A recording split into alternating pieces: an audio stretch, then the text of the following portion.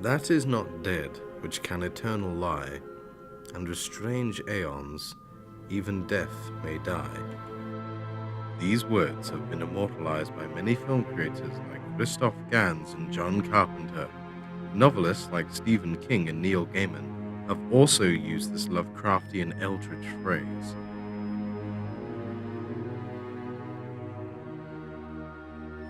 Henry Phillips Lovecraft was born on August 20th, 1890 in Providence, Rhode Island.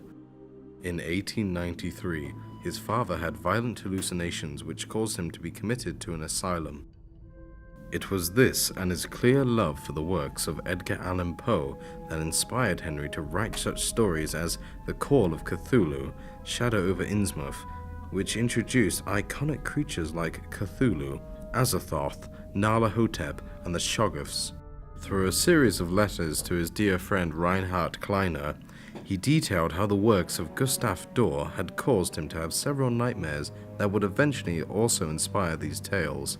Lovecraft was thought to have been a recluse by many, but he was actually thought to have left his home regularly to purchase pulp fiction magazines like Weird Tales and Amazing Stories, to which he would spin some of his more well-known yarns, including stories that are featured in the Cthulhu mythos, a mythos that shows humanity just how useless and unimpactful it really is in the grand scheme of Azathoth, the blind idiot god.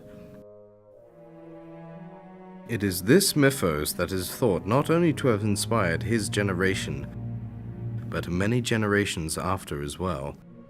Well-known author Neil Gaiman has spoken about how he believes that Lovecraft defined the themes for 20th century horror literature and that those elements will never fade away.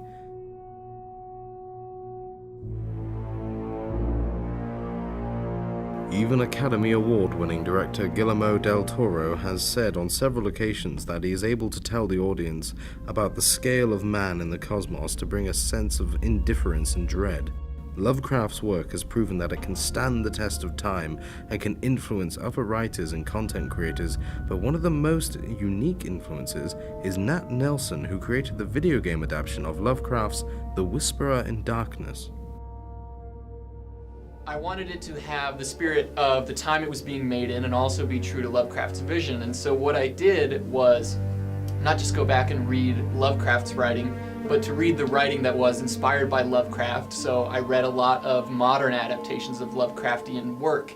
I watched the Whisperer in Darkness movie that was made by the H.P. Lovecraft Historical Society, and I was able to take all of these things and kind of copy what everyone else was doing and see how do people react to taking Lovecraft, and do they decide to leave it in its time period? Do they bring it into the modern day? And if they do that, how?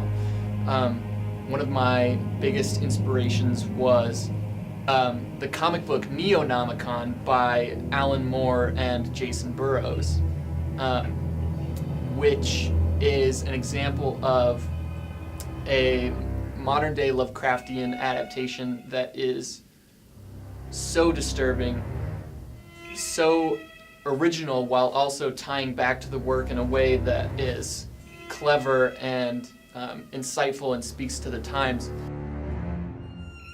When Lovecraft first published his stories, he was given almost no recognition by many of his peers, and some of those who did were surprisingly negative to his works. In 1945, Edmund Wilson expressed the opinion that the only real horror in these fictions is the horror of bad taste and bad art. Opinions of this nature were made possibly because of the themes used in his stories not being the norm in the time period. However, he did have many admirers of his work who played a pivotal role in his influencing other content creators.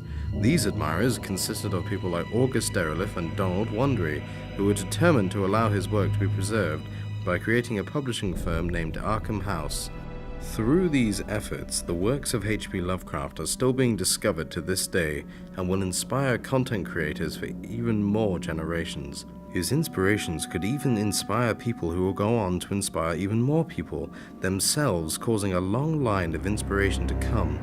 An example of this could be Edgar Allan Poe, H.P. Lovecraft, Guillermo del Toro, Matthew Loveridge, Robin Kilmister, Charlie Ward,